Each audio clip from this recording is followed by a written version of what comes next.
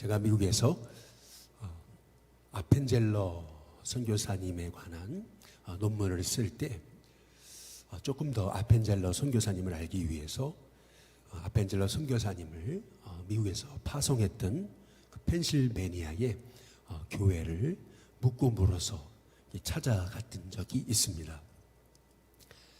찾아가서 담임 목사님을 만나 뵀는데 참 놀랍게도 아펜젤러 선교사님의 그 뜻을 기리기 위해서 자기는 한국 아이 하나를 입양을 했노라라고 하는 그러한 얘기를 이제 하십니다. 참 미국 분인데 그럼에도 그 아펜젤러 선교사님이 한국 땅에 이제 선교를 나갔던 이제 그 뜻을 기리기 위해서 한국 한 청년, 한국 아이를 입양해서 지금 이제 청년이 됐다. 버지니아에서 참 멋지게 그렇게 살고 있다. 이제 이런 이제 얘기를 하는 것을 들으면서 참 그 미국인들의 그 마음, 어떤 그 그리스도인의 그 삶의 그 실천이 우리하고는 참 많이 차원이 다르다라는 그런 생각을 이제 해본 적이 있습니다. 펜실베니아에 갔다가 이제 마침 아미시라고 하는 한 공동체를 이제 보게 돼서 이제 들르게 됐었습니다. 아미시라고 하는 공동체를 이제 처음 이제 보게 되면서 저 공동체는 또 뭘까 참 궁금했었어요. 미국 사람들답지 않게 이렇게 다 비슷한 옷을 입고 다니면서 공동체 생활을 이제 하는 사람들이었습니다. 나중에 이제 알게 된 사실은 이제 이 아미시라고 하는 공동체는 벌써 한 500년간 그렇게 그들은 공동체 생활을 하면서 오직 하나님의 말씀대로 살려고 그렇게 몸부림치는 그런 사람들이라고 하는 사실을 이제 알게 됐습니다. 우리나라의 어떤 공동체 생활을 하는 그런 이단들과 달리 이 아미시 같은 경우는 그 미국 사회에서 그 펜실베니아에서 얼마나 존경받고 그리고 그리스도인이라면 저렇게 살아야 된다라고 하는 그런 칭찬을 받든지요. 그들은 그 공동체에서 태어나서 18세까지는 부모님 밑에 있으니까 이제 그러고 나서 그 이후에 본인이 아미시에 남을지 아니면 아미시를 떠날지 선택할 수 있다고 합니다. 아미시에 남으려면 아미시 사람들과 결혼해야 되고 또 아미시에 남으려면 이 아미시에 남아서 소위 아미시가 하고 있는 그런 전통을 지켜야 된다라고 하는 거죠. 그들이 가진 전통은 뭐냐면은 핸드폰을 하지 않습니다. 그리고 전기를 쓰지 않습니다. 그리고 그 공동체 안에서 철저하게 규율을 지키면서 이제 가게 되는 거죠. 어찌 보면 이 사회와 시대 가운데 저렇게 살면 살 수 있을까라고 싶을 정도인데 그럼에도 불구하고 그들은 참 성실하게 살고 뿐만 아니라 그들이 그렇게 수확하고 또 그렇게 그들이 벌은 재물을 가지고 그렇게 그 주변 사회를 이렇게 살리고 나누고 베풀면서 그 미국 사회에 참 귀한 아주 신선한 그러한 복음의 영향력을 이제 나타내 이제 보이는 것을 이제 볼 수 있었습니다. 근데 그들이 주장하는 이제 굉장히 중요한 한 그 말씀의 원리가 있는데 이제 그것이 뭐냐면은 우리가 예수님의 십자가로 용서받았으니 이제 우리도 용서해야 된다라고 하는 그거 하나입니다. 그 말씀 하나 지키기 위해서 그들은 얼마나 그렇게 몸부림치고 이제 살아가던지요. 이제 마찬가지로 이제 오늘 말씀에서도 하나님께서는 이제 요한에게 이렇게 말씀하시죠. 9절에 이제 8절에 보시면은 하늘에서 나서 내게 들리던 음성이 이제 내게 말하여 이르되라고 말하죠. 내가 가서 바다와 땅을 밟고 서 있는 천사의 손에 펴놓인 두루마리를 가져라. 이제 이렇게 이제 말씀하고 이제 계십니다. 두루마리를 가져라. 천사의 손에 펴놓인. 분명 하나님의 말씀이 임봉되어져 있었는데 이제 이 말씀은 이제 펴놓였다라고 하는 것을 이제 볼 수가 있는 거죠. 열려져 있었다. 볼 수 있게 이제 열려져 있었다라고 하는 것을 이제 말씀하고 계시죠. 요한계시록에 이제 보시면은 하나님의 심판이 시작되는데 이제 7인 심판으로 시작해서 이제 7나팔, 7대접 심판으로 이제 이어집니다. 그것이 6장에서 이제 18장까지 이어지게 되는 스토리인데요.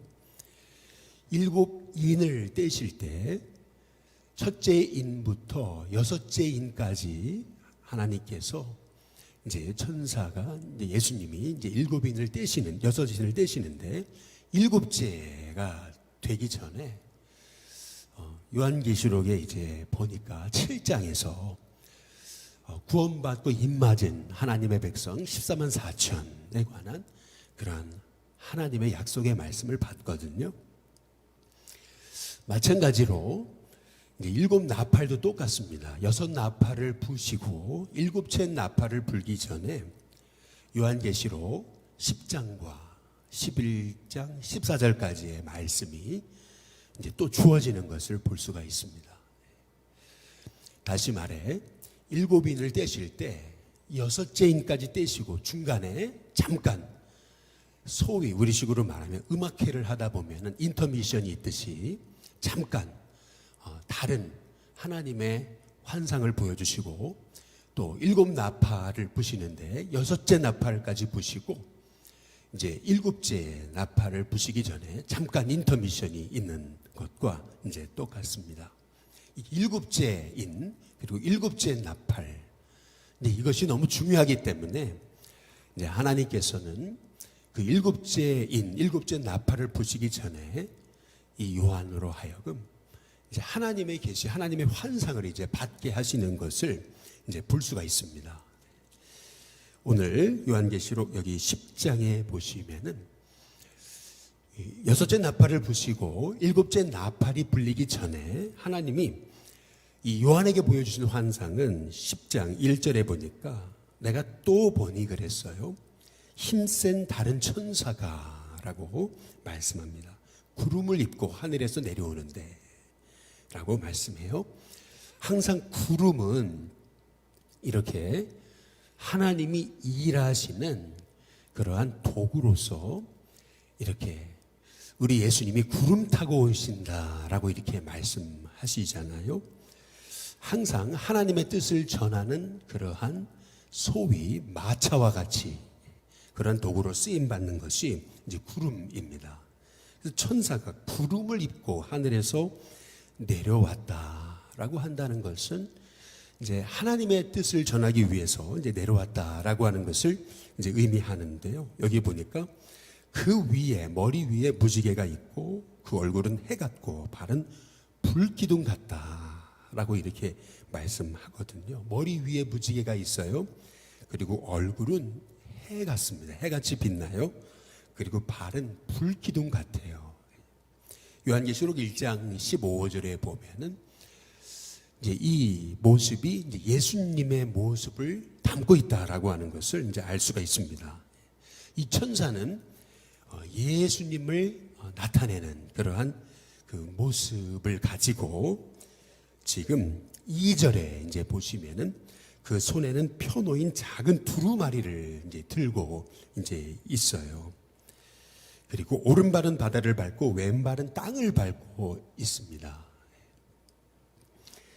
천사가요, 오른발은 바다를 그리고 왼발은 땅을, 바다와 육지를 딱 땅을 밟고 계시거든요. 다시 말하면 온 바다와 육지를 이제 다스리시는 그러한 그 말씀을, 형상을 이제 보여주고 계시는 것입니다.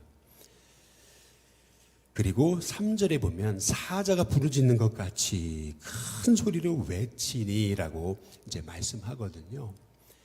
큰 소리라고 하는 것은 이 음성을 들어라라고 하는 건 아니겠어요. 중요한 말씀을 할 때 우리는 항상 큰 소리로 이제 말하죠. 소근소근 말하는 소리가 있고 아주 큰 소리로 말하는 게 있잖아요. 큰 소리로 말한다라고 하는 것은 굉장히 중요한 이제 말씀을 할 때 큰 소리로 말하는 거죠.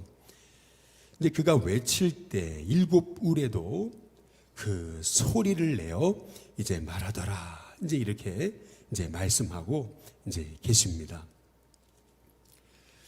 분명히 하나님께서 오늘 여기 일곱 울에다라고 이렇게 이제 말씀하시는데요. 요한계시록 8장에 5절에 보시면은 천사가 향로를 가지고 제단에 불을 담아다가 땅에 쏟음에 우레와 이렇게 얘기해요. 우레 소리가 났다. 이제 이렇게 말씀하고 계세요. 하나님 보호자에서 들려졌던 그 음성인 것이죠. 이제 4절에 보시면은 일곱 우레가 말을 할 때에 내가 기록하려고 하다가 이제 그 음성이 이제 너무 이제 중요하다고 여겨서 기록하려고 그러는데 하늘에서 소리가 납니다. 일곱 우레가 말한 것을 임봉하고 기록하지 말라. 이제 이렇게 이제 말씀하십니다. 우리가 이제 하나님의 계시의 말씀을 받을 때 항상 하나님이 말씀하신 것 이상을 넘어가면은 이제 거기에서부터 이제 문제가 생기게 되는 것입니다. 어디에서 이제 이단이 생겨지는 거냐면은 하나님의 말씀의 범위를 넘어가기 시작할 때, 다시 말해서 성경에서 말씀하시지 않은 계시인데 그 계시를 내가 받았다라고 하면서 자기가 그 계시를 다 아는 것처럼 그렇게 그 하나님이 주신 말씀의 계시, 하나님께서 거기까지만이라고 말씀한 부분이 있어요. 그런데 그것까지도 내가 다 그 비밀을 알았다라고 하면서 그 비밀을 꼭 자기에게만 주신 것처럼 그렇게 사람들에게 그 계시의 비밀을 나에게만 주셨다. 이제 이렇게 이제 알리고 그렇게 사람들에게 가르치는 이제 그것이 사실은 이단의 성격인 것입니다. 그래서 몰몬교 같은 경우도 말씀 이외에 또 몰몬이 받은 계시가 있다 해가지고 몰몬경이 이제 있는 거고요. 이제 항상 그런 거죠. 통일교도 그렇고 신천지도 그렇고 모든 것이 말씀 밖으로 넘어가는 것입니다. 자기만 받은 계시가 있다. 분명히 이 요한이 하나님의 말씀을 받았잖아요. 막 기록하려고 하니까 이제 그거를 임봉하고 기록하지 말아라. 다시 말해서 요한조차도 하나님께서 하나님의 비밀을 알려주시지만은 거기까지다. 다시 말해 우리가 하나님의 말씀을 받을 때 하나님이 말씀을 주시지만은 그러나 우리가 그 하나님의 계시의 비밀, 그 계시의 비밀을 우리가 넘어서 가지고 꼭 우리가 그 모든 것을 아는 양, 그렇게 우리가 착각하고 교만하고 그 비밀의 주인공이 다 혼자일 뿐인 것처럼 그렇게 하는 것은 굉장히 위험한 그러한 이단의 모습일 수 있다라고 하는 것입니다. 여기 5절에 보시면은 내가 본 바 바다와 땅을 밟고 서 있는 천사가 하늘을 향하여 오른손을 들었다. 이제 이렇게 말씀하시죠. 오른손을 들었다라고 하는 것은 이제 굉장히 이제 뭔가 이제 말씀하려고 하시는 그런 사인이에요. 오른손을 탁 드시면서 뭐라고 말씀하시냐면 6절에 세세토록 살아계시니 곧 하늘과 그 가운데 있는 물건이고 땅과 그 가운데 있는 물건이며 바다와 그 가운데 있는 물건을 창조하신 이를 가리켜 맹세하면서 이제 이렇게 말합니다. 지체하지 아니하리니 라고 이렇게 말씀하세요.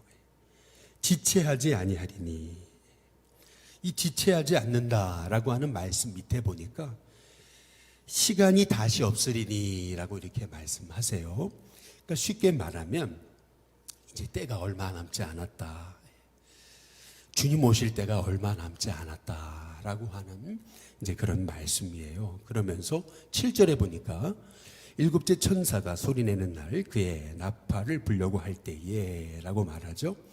이제 일곱째 나팔이 불려지게 되면은 어떻게 되냐면은 하나님이 그의 종 선지자들에게 전하신 복음과 같이 하나님의 그 비밀이 이루어질 거다. 이제 이렇게 이제 말씀하십니다. 이제 곧 얼마 안 있어 이제 주님이 오신다. 이제 그 말씀을 이제 주고 계시는 거죠.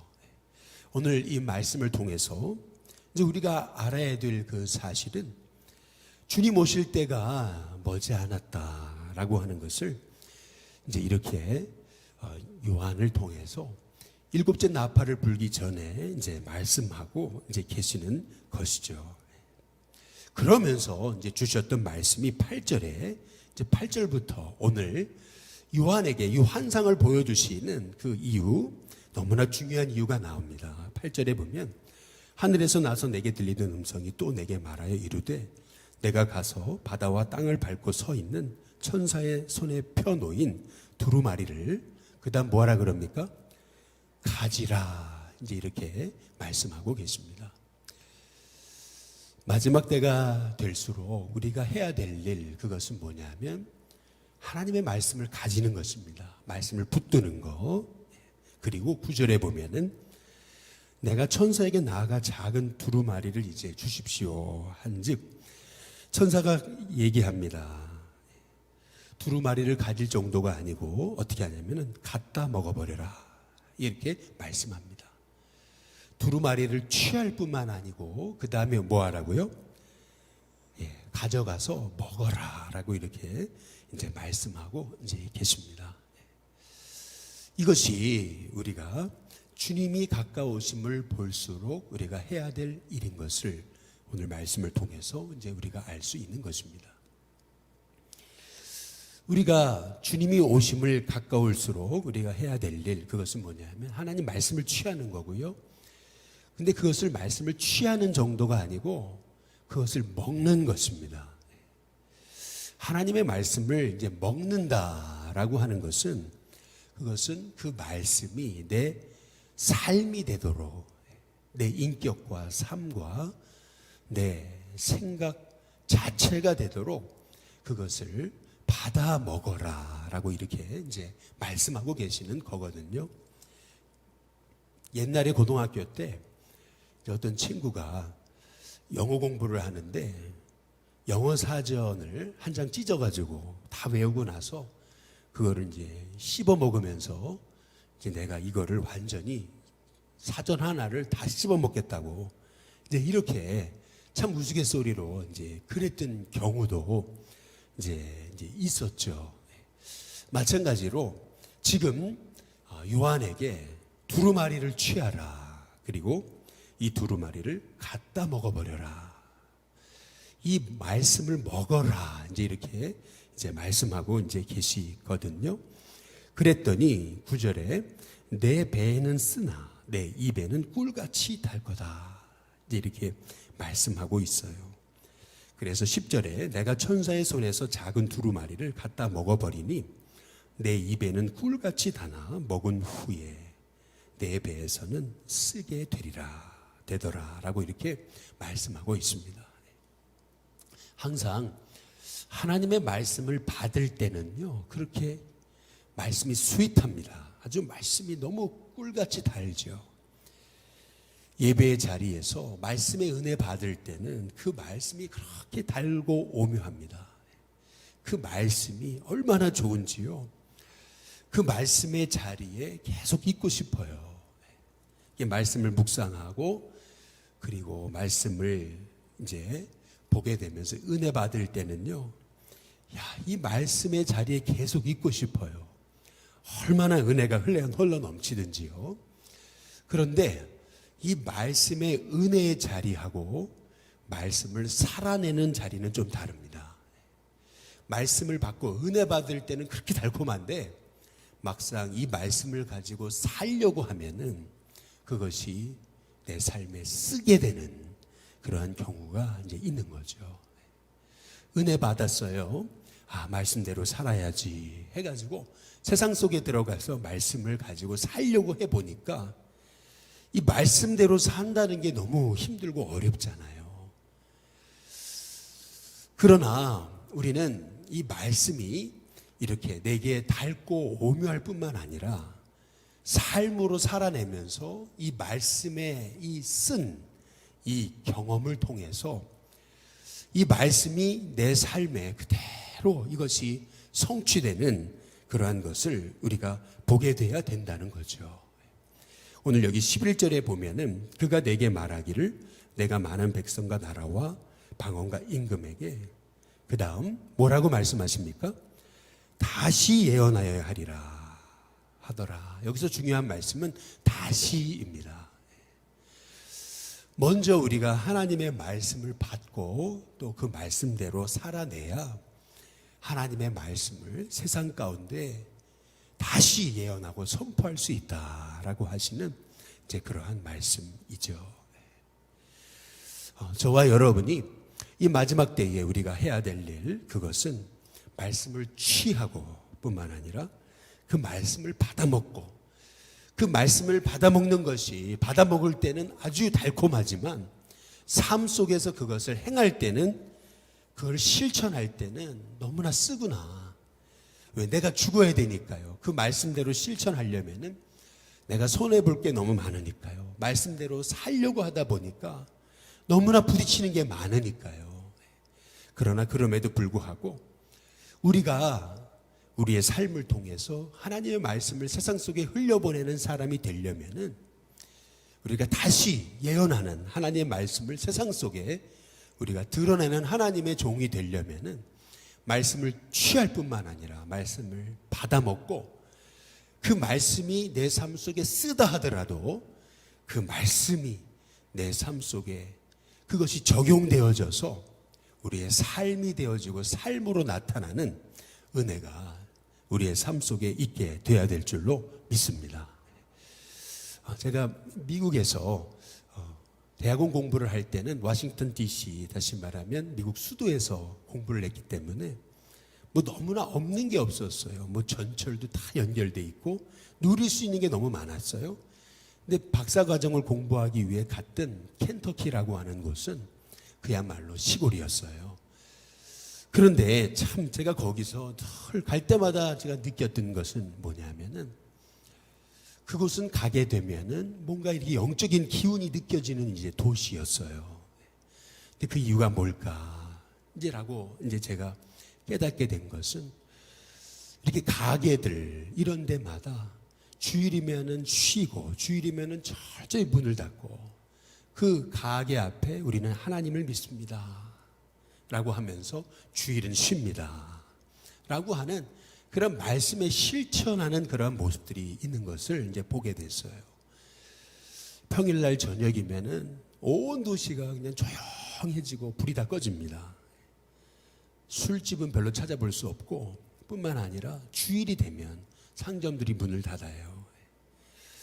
참 그렇게 주일이면 가장 핫할 때인데, 그런데 대형마트가 문을 닫고, 이것이 쉬운 일이겠습니까? 경제 논리로 보면은 이게 참 어려운 것인데, 그럼에도 불구하고 그 하나님의 말씀에 따라서 실천하려고 하는 몸부림이 있는 그런 도시에서 그냥 거기에서 생활하는 것조차도 참 제 마음에 어떤 영적인 기운이 느껴지는 모습을 이제 볼 수가 있었는데요.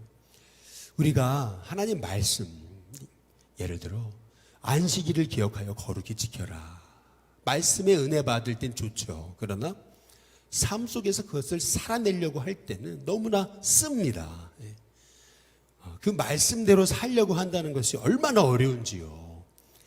마찬가지로 우리가 말씀을 취할 뿐만 아니라 받아 먹어야 되는데, 받아 먹다 보면은 그것이 늘 스윗한 게 아니고요, 굉장히 씁니다. 내 삶에 쓰죠. 그 말씀대로 살아내려고 하니까 포기해야 될 것도 많고, 그 말씀대로 살려고 하니까 세상 속에서 내가 조금 유별난 것 같고, 그리고 이게 내가 잘 사는 건가, 이제 그러한 갈등도 생기고, 다른 사람들은 다 저렇게 사는데 나만 이렇게 유독 말씀대로 살려고 하는 건가, 나만 유독 고지식한 건가 라는 이런 생각이 들면서 계속 갈등이 일어나죠. 그러나 오늘 말씀에 우리가 말씀을 취해서 말씀을 받아 먹고 그것이 내 삶에 쓰게 되더라도 그것이 내 삶에 적용되기 시작할 때 우리는 많은 백성과 나라와 방언과 임금들에게 다시 예언할 수 있는 그러한 하나님의 말씀을 선포하고 증거할 수 있는 하나님의 도구로 쓰임받게 된다라고 하는 것입니다. 바라기는 저와 여러분의 삶 속에 더욱더 이 말씀대로 우리가 살아내는, 말씀이 내 삶에 쓰고 말씀이 내 삶에 말씀대로 살아내는 것이 우리에게 너무나 때로는 고통이라도 이 말씀이 내 삶대로 이루어지고 말씀이 내 삶이 되는 은혜가 있도록 정말 말씀대로 저와 여러분이 살아낼 수 있는 힘과 은혜가 있는 저와 여러분이 다 되시기를 주님의 이름으로 축복합니다. 우리 찬송가 200장 우리 함께 찬양 부르겠습니다. 찬송가 200장입니다.